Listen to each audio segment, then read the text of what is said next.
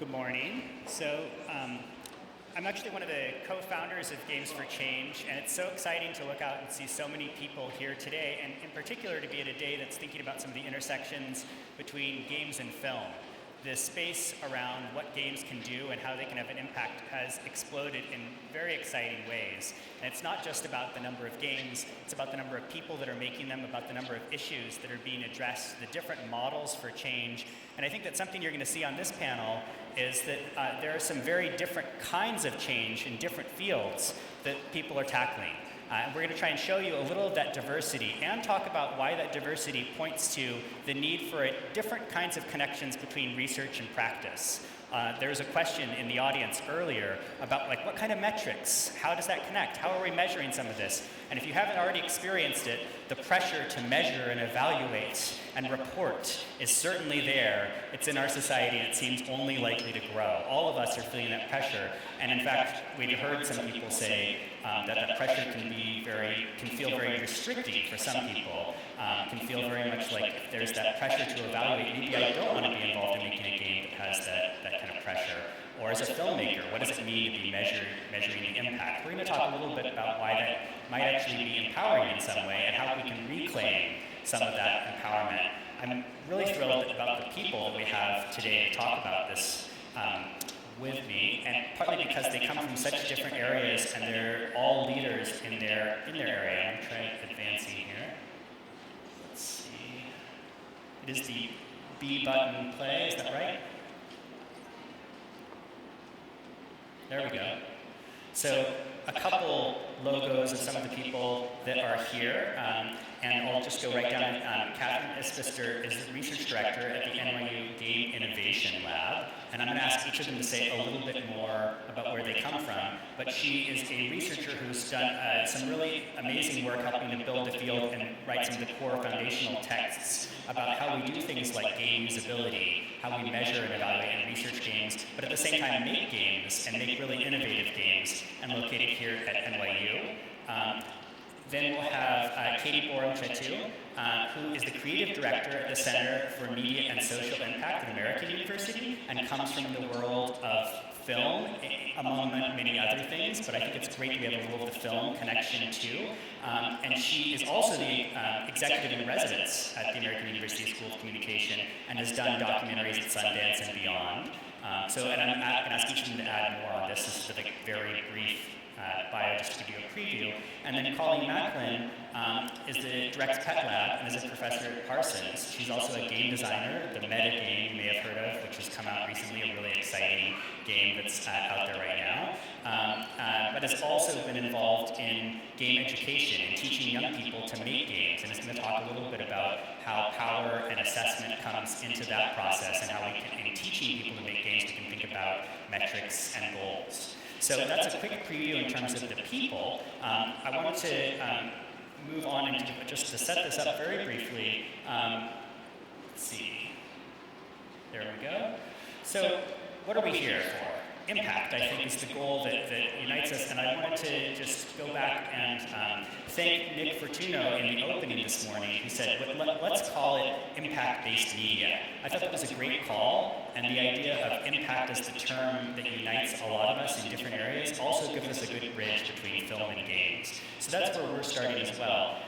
Initially, when I saw this field start 10 plus years ago, it was very much let 100 flowers bloom. As many people as possible, let's do as many different things, let's see what sticks. I think we're now reaching the next phase, a new era where we need to start asking, how do all these things add up? What do they add up to? What are the similarities?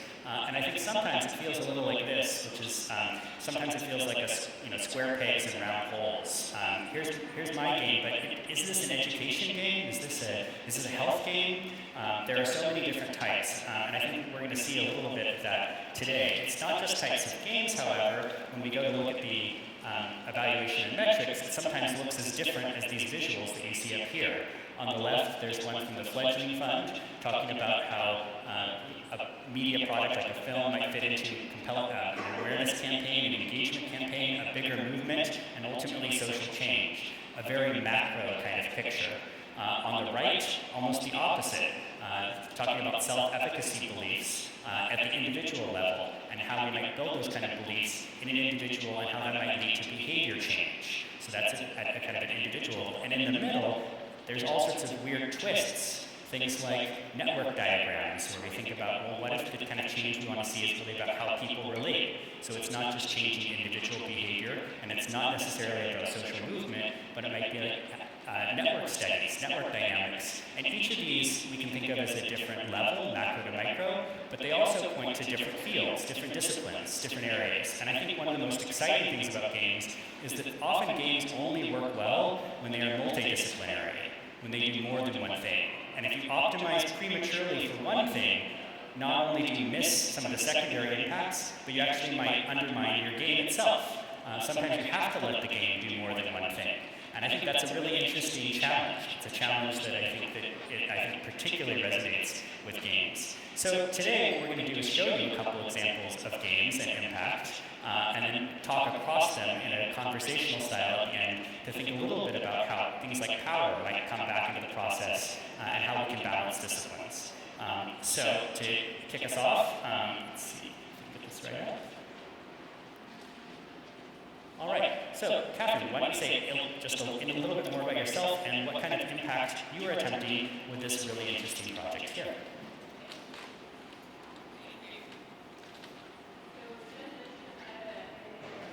And I actually have a joint appointment between computer science, which is at the School of Engineering, and the Tisch School of the Arts, where I'm part of the Game Center faculty. This is a new department in the last couple of years that's devoted to game design.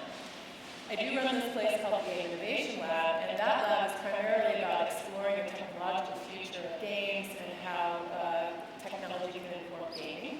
And the project I want to briefly mention today is a collaboration we did with Bell Labs.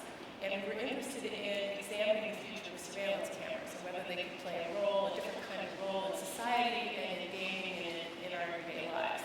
So the idea was that as these cameras become more ubiquitous, instead of thinking about them as Big Brother, since they all have IP addresses, what if we release them as a public resource and let people start to use them to do interesting things and create interesting experiences with one another? And Bell had some software that could detect movement as it went past the cameras, and we decided to use that as a game mechanic. And we partnered to put up an exhibition in the Liberty Science Center, which is over in New Jersey, with a view of the Statue of Liberty and such. And next slide, I'll show you a very brief video, if you can play the video of the game. This is a couple of my students who built the game, playing it. Here we go. So in the top right, you can see with the motion flow software detects. Oops, can we go back a slide? Play the video. So in the top right, you'll see what the motion software detects. And what we did was we created a game which everybody can pile in and use their bodies to wipe pixels off the screen together, uncovering their own images. When they succeed in uncovering enough of them, they get to pose in a postcard-style photo and take a photo of themselves. Okay?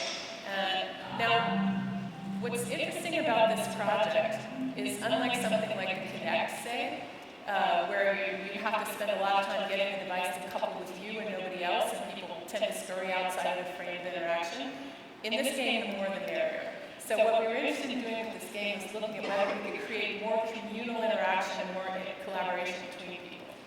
So I'll just show you tools we use for analyzing that particular kind of impact. We filmed for a couple of weeks, and we used metrics from the back end of the game, and we were able to, fortunately, it turns out when kids visit this museum, the school groups wear different colored shirts, so we were really easily able to see whether groups were commingling or not when they were playing this game. What we found was, contrary to what usually happens in a museum, we were able to create interesting and different publics with the game. So that's just a snapshot of an interesting kind of impact to look at.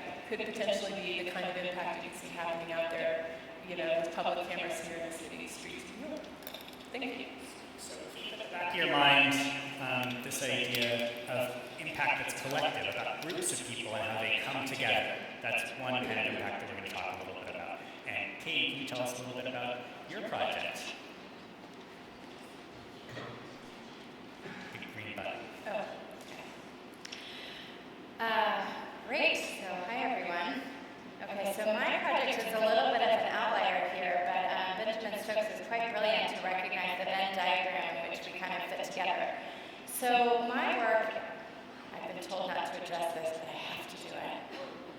Sorry, it's so much better, right? It's like this. I am actually the new director with a colleague of a center called the Center for Media and Social Impact at American University in Washington, D.C. My work specifically is really at the intersection of social change strategy, communication strategy, social science research that evaluates the impact of storytelling, and the storytelling production itself, usually in documentary, is my space. And so this project, Stand Up Planet, was definitely what we call in my space a design for impact storytelling project. And what we were trying to understand was, backing up a little bit, I'll tell you a very streamlined version of the story. So I had been working with a few colleagues on a number of what I call earnest, serious stories around global development, global poverty. And so what we were attempting to do was to tell stories about progress being made on the Millennium Development Goals, which you may or may not know are sort of the world's pact to end the deepest, most systemic, devastating poverty in the world. It comes with famine, illness, chronic malnutrition, and so on. And so what happened was the Gates Foundation was our funder and said, you know, we are starting to be concerned that perhaps we are only preaching to the converted, to people who already operate with an altruistic frame, who are thinking about global development and global poverty. And what if we experiment with a new creative way to try to get outside the box a little bit and maybe use a different storytelling format in order to examine whether or not people learning or people feeling are better indicators of outcomes like attitude formation, self-efficacy, the idea that I can do something to help with global poverty, and ultimately social action around these issues. So what happens in global development storytelling frequently is that there's a sameness to the storytelling and to the message frames that we use. We tend to inadvertently portray people who are suffering around the world as voiceless victims, passive people taking on food aid and other assistance, instead of showing them with the full agency of their lives. There are people living their lives like all of us, and simply are dealing with different kinds of challenges.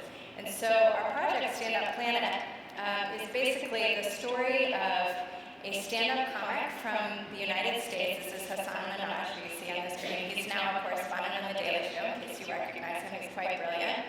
And so the narrative arc of the story is he goes on a quest in the developing world to find the funniest stand-up comics. And it turns out that the stand-up comics in the developing world and many of the poorest corners of the world are talking about similar issues that observational comics in this country are talking about, which is crappy stuff around them, right? So the absurdity and the obscenity of racism, gender issues, equality. So we follow the jokes deep into the social issues in order to hear what they're talking about and why and how we can learn about the social issues. I'll do a brief tangent here to say there's a very interesting piece of research around comedy and persuasion. We were very much informed by that in this work, around the idea that there was a great study by a woman named Robin Abbey around Chris Rock's comedy, and the idea that do we discount social issue messages through comedy because we're discounting the messenger? It turns out, to grossly streamline, that there may be something like a sleeper effect that operates with comedy and social issues.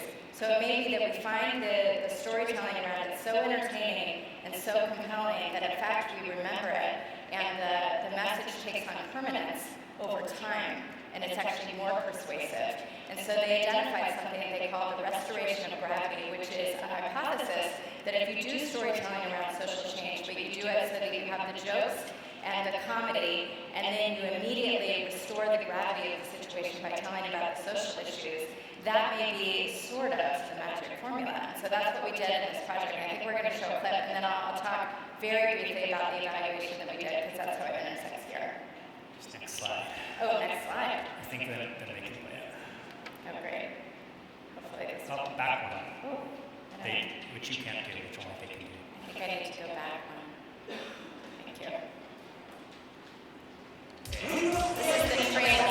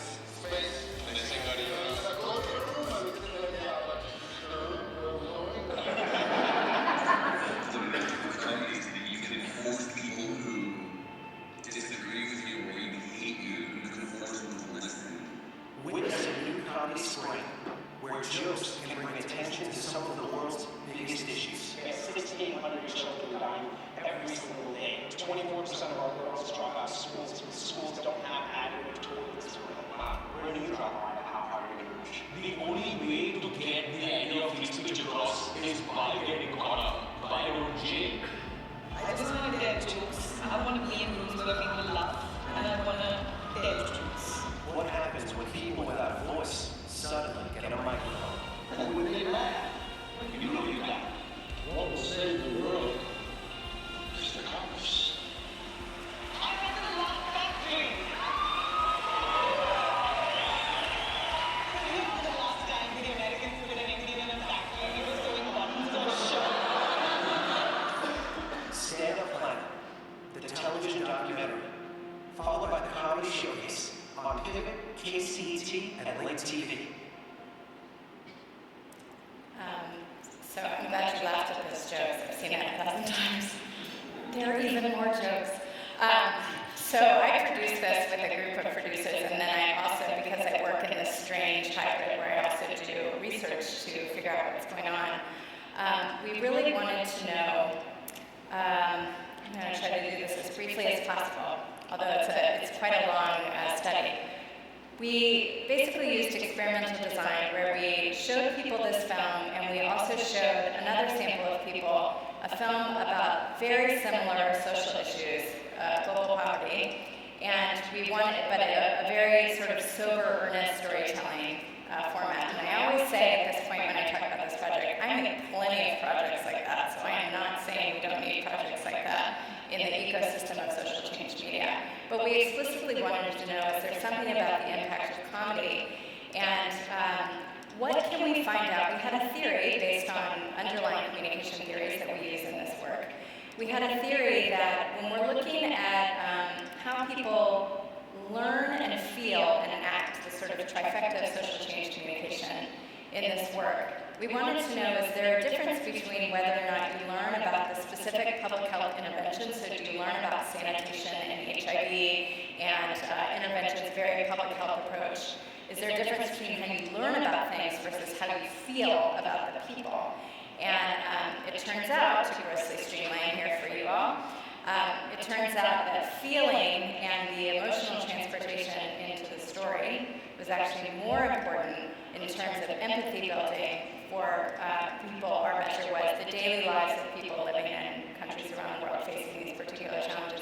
So learning more, in this case, was not more impactful than feeling more. And so a lot of the work, going back to the intersection between the work of many of you all and my panelists, has to do with ideas deep in this work called narrative transportation, the degree of involvement in the story, and it has a lot to do with empathy. The measurement of empathy and the connection with a person's willingness to develop or I should say not willingness, their subconscious development of favorable attitudes around people, and how deeply that connects with their willingness to, do something about it or see, foreign aid or other issues as agents for change. Can I cut it right there? Yeah, done. This is, thank you, by the way, and I think that some of what you see is that there are a lot of similarities to some of the things that games are talking about. So one of the comedy in particular makes for a really interesting bridge, and I'm hoping in coming years we have more conversations about what it means to do serious games and what it means to do comedy around film. So there could be a really interesting overlap there. But also to go back in terms of some of the kinds of impact, think about attitudes and behaviors as some of what Katy was talking about right there. What I wanted to show something very different. How many have heard of the game Folded, quick audience recognition test? So it looks like maybe even more than half. For those that haven't, I'll just mention very briefly, it's a game that came out in 2008, and in some ways it's a kind of citizen science game. When you play this game, you actually fold these shapes, you connect these shapes, you move these things around, and they represent proteins. It turns out that humans, our brains are really good at this kind of visual, moving things around, and in fact, we can be better than supercomputers, which is very empowering for us, for those of us that feel threatened by computers. This game has been played by 250,000 people, but I want to focus on just 57,000 of them, because that's the number of co-authors on a paper that when it appeared in Nature. talking about some proteins that they had found through the system that supercomputers hadn't or hadn't found in the same way. And so how do we describe this impact? I mentioned this game because this type of impact, initially I was overhearing some conversations from some learning people, some education people, and they were saying, you know, I don't think the players really learned very much though. And I was overhearing some conversations from some other game designers. I don't think this is actually a very good game, some people said. I think this is more of like a simulation. I want to take, again, to go back to what was said at the very beginning when Nick Fortuna was saying, maybe we need to step back and just listen to the audience instead of getting too much into these debates and just ask, well, what happened here? How can we describe the actual impact? And I think the impact isn't learning. The impact is more that there was some collective labor done. They accomplished something. They did something together. And this kind of labor is something that we often think of media as being more transmit messages. But here, people got something done together. They did work. And that's a kind of social change as well. So put that, again, as another kind of social change that we're considering. And I think that this points a little bit to two different ways we can think about where we can do evaluation and research work. On the left side, sometimes we're doing it to improve the game. This is sometimes called formative research, formative assessment. On the other end of the spectrum, we might think about summative, making a claim value, saying the end result of this, how did it weigh out? And we can almost think of this as a spectrum. An impact of public good can come from any number of places along here. Sometimes it comes because we improve the game. Sometimes it comes because we are able to show the game has more of an outcome on the world. These are both important. But I want to now push us back in this formative direction and turn it over to Colleen, because she does a lot of work with trying to improve the game and to teach people to make games. So, Colleen. All right, thanks, Ben. Okay, so it's really interesting to be here at a session about the connection between film and games, because I think the connection between film and games is about as close as the connection between painting and music.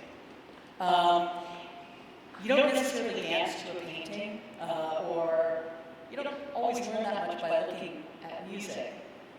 They're very different forms of media, and making them is really different too.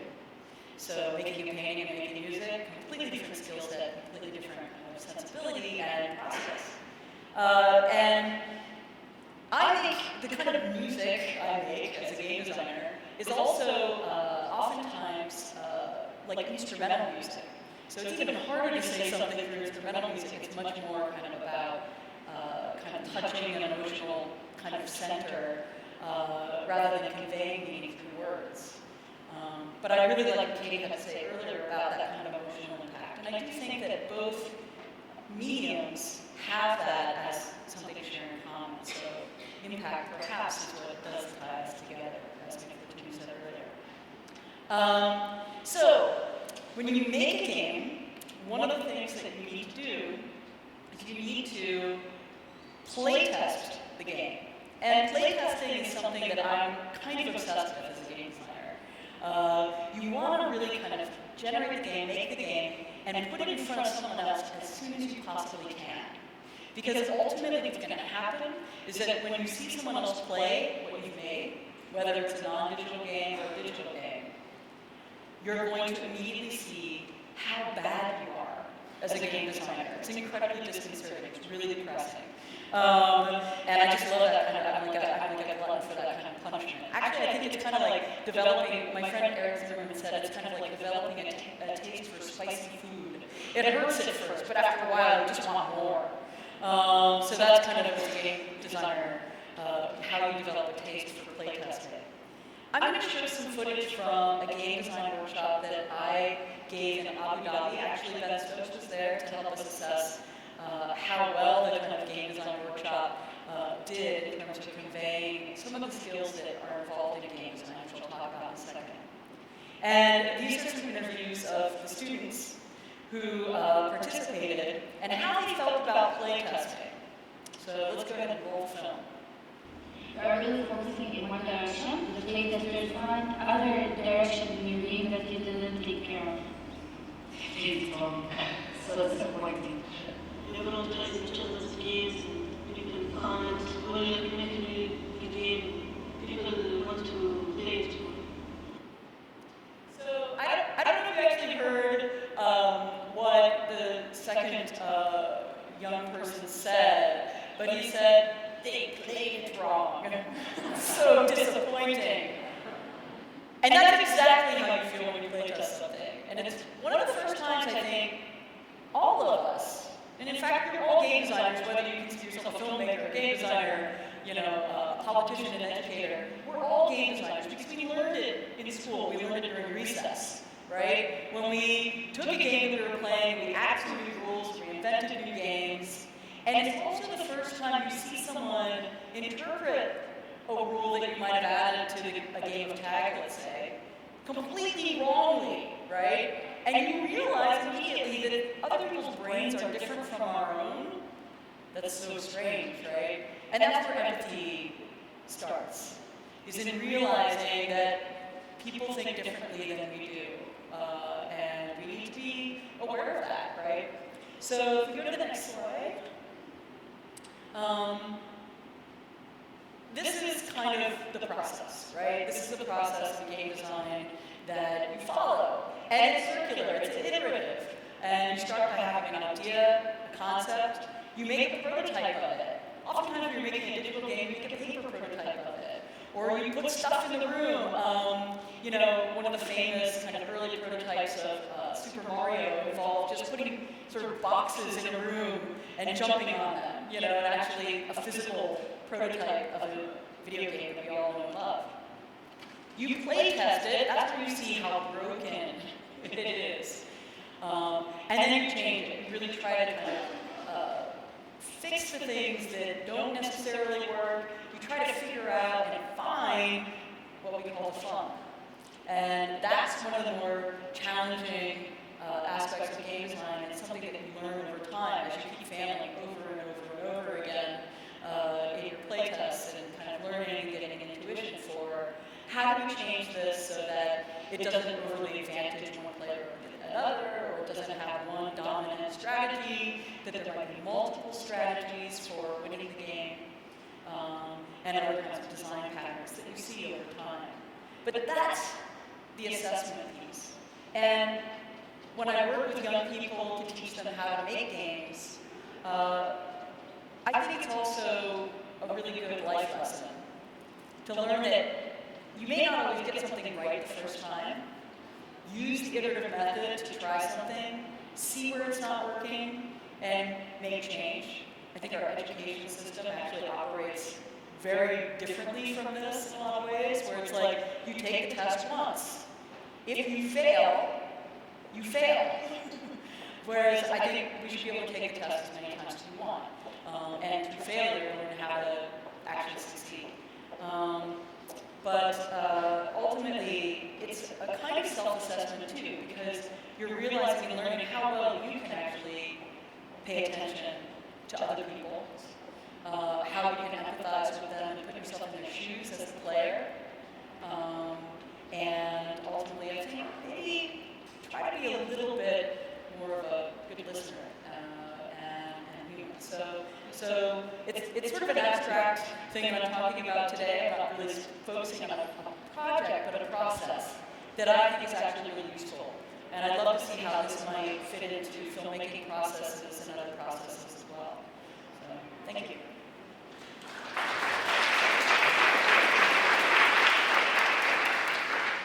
So we can step back and look at some of the different projects we saw here and think about that they are, in some ways, different types of impact, all trying to impact the public good.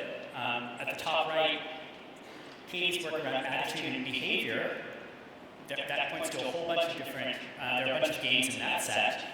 Colleen talked about this, what are the impact on creators? We can think about some of the impact that happens there. I mentioned this game Fold It, and how we might think of that, the impact there as being civic labor. And at the bottom right, Katherine was talking a little about group empowerment and group dynamics, the collective. So one of the reasons that I showed this diagram is that I think that often we talk past each other. In fact, the 10th anniversary of Games for Change, I sat down with Aussie and we were talking about how often we have to conversations where people say, well, I don't know if that's really impact. And partly it's because that kind of impact isn't legitimized in my field. My field doesn't publish articles with that kind of thing. My friends don't talk about that kind of thing. And yet, as a field, we are all of these kinds of things. A hypothesis that I'm investigating right now is that we can actually start to build on each other's lessons better if we develop some language that we can share around what is impact and how we're all working on impact together. And in fact, I'll give you a little preview. This is a report that we're releasing officially tomorrow, but don't tell anyone I told you this, but that URL at the bottom is actually live right now. Our website, we're still working on it, so it's a little uglier than I might like, but you could go to gameimpact.net and download the report if you're curious. And the reason I say this is that one of our goals with this report is to get feedback from you on how we can build that language across areas. We call it Impact with Games, it's a little dark here, a fragmented field, because we're investigating some of the fragmentation in our field. And that's fragmentation a little between designers and researchers, between different sectors, between newcomers that are coming in and people that have been in the field a long time. So especially those of you that are either new or have been here a long time, both ends of the spectrum are really interesting to us. What is hard to figure out? When does the language break down? When do you try and say, I'm trying to have impact, but you keep talking past me? That's something we're starting to look at. We're looking for public comments. So there's a place on the site where you can give us ideas or check out our 5 claims for what is behind a lot of the fragmentation in our field right now. That's on the website. So that's my plug for the day. Now I'm going to turn it back to our group and have a little bit of a conversation across the different examples that have come up. And maybe we can just start by asking an open question, maybe a little of what, building on what Colleen was saying, with this idea of empathy, trying to have empathy for our audience, and trying to be good listeners. So one of the questions I might have is, in the design process, is there a time or a moment where you try to have a listening process between researchers and creators? And I know a lot of us are both. We identify in both spaces, but trying to have a conversation that honors both deeply, tries to do a little bit of research and maybe a little bit of design at the same time. Is there any ideas on how to structure that conversation? That's a hard question to throw out there. Yeah. So I have a colleague, Helen Isbister, who's here anyway, and very slanted good stuff at Dartmouth, and they did a project called Values of Play. And I thought values is a great word to use because it gets into that formative period when you're shaping what something is going to be. But it helps the researcher not start to view the object sort of like a dead butterfly in a jar that they're trying to assess and measure and so on and so forth. It's a living thing that they're helping to bring into creation by sharing values with people who are building it. So I think it gets people moving together at the table and on the other side strategically, while never forgetting, as you said, the impact they want to have. Yeah, I think also like the idea of the butterfly in jars is a great one, and that image really works because also there's stuff outside the jar, right? So it's trying to take into account not just the object of study, if you're doing an assessment, not just the game or the documentary film, but really what happens afterwards, how are people telling their own stories about their experiences? Games are like story engines. They don't always have stories inside them, right? So they help us as players generate stories, tell stories about what happened to us in the game, or about how we did this thing in the game.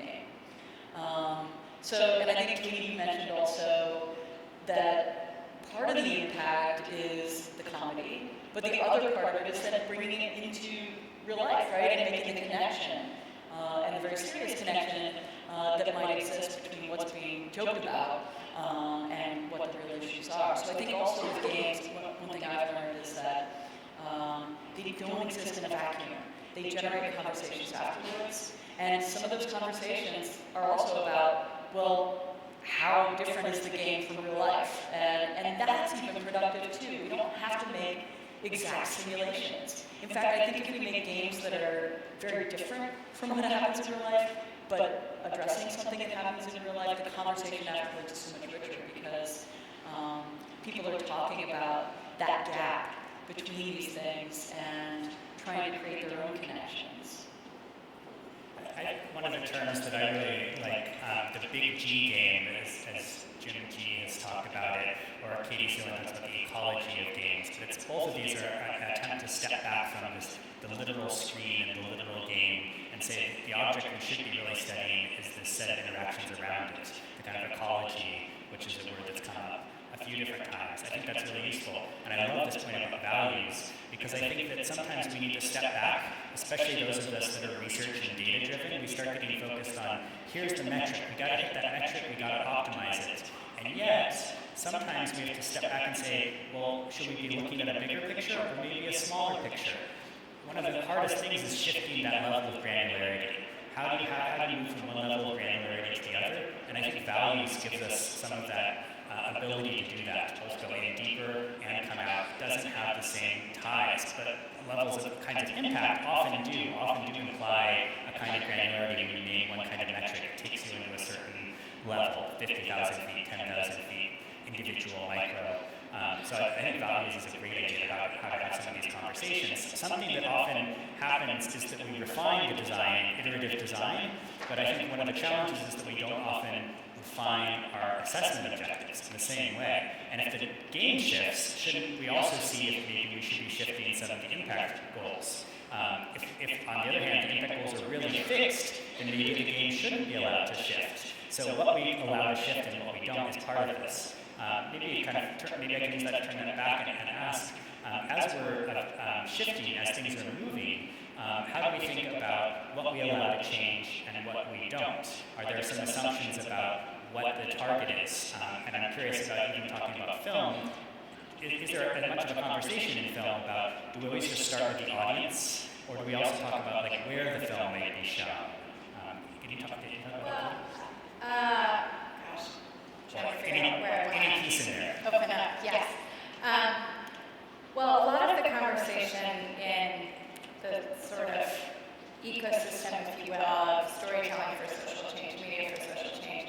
A big conversation happening right now, actually, that we discussed earlier, is this concept of impact. What does impact mean? How do we measure it? And so really, it's in my space in this work, we're always looking at two tracks. One is what happens to the individual person, because we know it's well documented that attitude formation leads to behavior change. Public opinion is intricately tied to what is reflected in the media agenda. Public policy is always reflecting public opinion. So we know in the sort of back end of why all that matters, why it's important to actually look at people's individual attitudes, because it's not just that they sit with those, it's that eventually there's a moment when those manifest in some structural way that leads to social change. So that's one part of it, and that's the research that I talked about. Then the other big piece is what actually happened in the social issue that you're trying to tackle. So what did people actually do? And in fact, that's a totally different kind of research study. And so I've been in discussions lately where there may have been some frustration about how can we say it's all about attitude formation? And I say, well, it's not actually. It's actually two different things. And I haven't even talked about the other impact of stand-up plan, which is what people did to actually respond structurally to the issue. There was something else you said, Ben, and I've forgotten. I might need you to prompt me. We can come around. That was a great comment. Yeah, I'm going to think of it.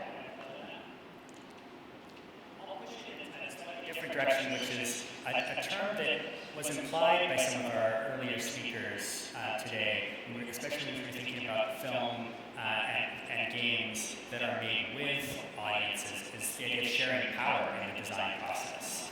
To what extent does the legitimacy of your project, especially when you're working with a marginalized group of people, a group that has been historically oppressed, for instance, do you have to check in and make sure that your game fits to their values? So we talk about values as some of that lubricant, perhaps. How do we think about power as something we need to share? And any ideas on sharing power in the design, and not so much the design process, but maybe some of the evaluation process? When would we check back in and say, here are some results, what do we think? I can speak about it. So PETLab is starting to experiment with trying to use social media actually to get feedback from people, because people feel really, well, what we realize is if you ask people to come into a lab, they feel a little bit cowed by the environment, they give you the kind of feedback that you want to hear, but if you come to them on a platform like Twitter, they're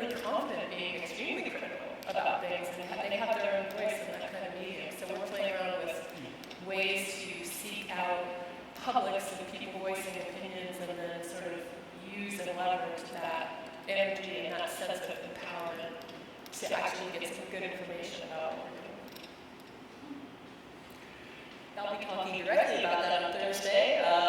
My presentation about our work with the Red Cross and working with communities around the world that don't have necessarily access to the kinds of tools that we're showing today and the things we're talking about. But I think when working with young people and teaching them how to make games, ultimately, hopefully, that provides insight into the games that they're already playing. And perhaps gives them a better critical perspective on the stuff that they play and on the kind of messages, I guess, that those kinds of games might convey through their kind of gameplay. So yeah, I guess my hope is you know, in it's kind of like teaching someone how to fish rather than just giving them the fish. It's like, how do we teach game design more broadly as just a way of understanding it as a medium, but also understanding how we can use some of the processes around iteration and playtesting in our daily life. So we're down to just a couple minutes left. I kind of closing question that I'd love to hear what other panelists have to say. When we think about 5 years from now or 10 years from now, any hopes or big anxieties about the connection between research and design?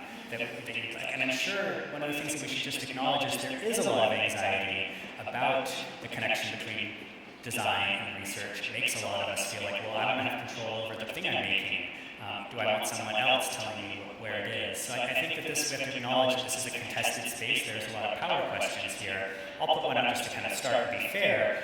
One of the hopes that I have is that so often the funders, and I used to work at a foundation, put forth calls for proposals that are not necessarily emerging from the community. They may be emerging from a grant strategy, they may be emerging from some experts in the field, but I would like to see more of us as a community say, here's some of the games that we want to, the kind of game we want to see funded, and in particular, here's some of the measures of impact we want. Let's propose a measure of impact and have a funder go and say, we'll fund this. Let's build some legitimacy by asking what we want to have funded, rather than reactively critiquing what the calls for proposals and award categories have emerged. So that's something personally that I think would be something we could see in the next 5 years. We haven't seen a lot of that yet. Anyone else want to share kind of hope or fear for that's like looking forward? I think people are afraid of all the data that's being collected, and since I said the computer science department, I can tell you people don't have a clue how to analyze half of that data. And so I think what's going to happen in the next 5 to 10 years is people are going to realize that, oh, in order to make sense of all this data we collected, we have to go back to the people who are actually trying to have an impact and understand what sorts of things we want to tease out of the data. So I look forward with excitement to the passing of the data fetish. Yes. I will echo Ben's comment. I mean, thank you. I get a lot of foundation funding for my works, but yes, I would love to see us be able to communicate back and say this is what we need to see funded and so on.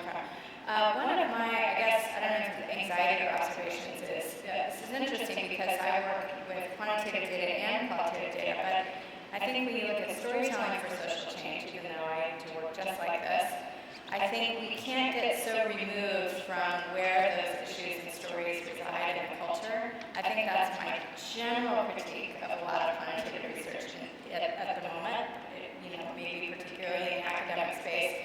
It's very often isolated from the culture. And so, for example, when my work starts from the lens of the social issues, you're looking at something like global poverty, and that project specifically about HIV and sanitation. I can't divorce the idea that where people experience and how they experience the storytelling, how I'm able to evaluate it, is not devoid of how they've experienced that issue in the larger marketplace of ideas. And so using quantitative data to go back and say what's happening in the actual social issue is really important for this. And I had another point, I forgot it, but We're technically out of time, so I'm going to even tell Colleen that she may have to be brief, but any last words you want to put in there? think it's happening now already, so it may not be 5 or 10 years down the line, but I think, I hope that we see games as something that can be a lot of different things, and not just as necessarily in social games, in the games for social change space training tool, but rather also as an art form, and that we can be open to all kinds of ways of assessing that and understanding their impact. Well, Games for Change is the report that I mentioned earlier. We're going to be discussing some of the fragmentation at lunches on Wednesday and Thursday. For those of you that are around, please join us at a lunch table. It's just as part of the standard lunch thing, you'll be able to see it. And in general, let's have this as my call to action would be, all of us should feel some part in having this larger conversation beyond any one project about how does the field as a whole talk about impact, and how do we talk across areas of design and research. Thanks. Let's give a hand for our panelists.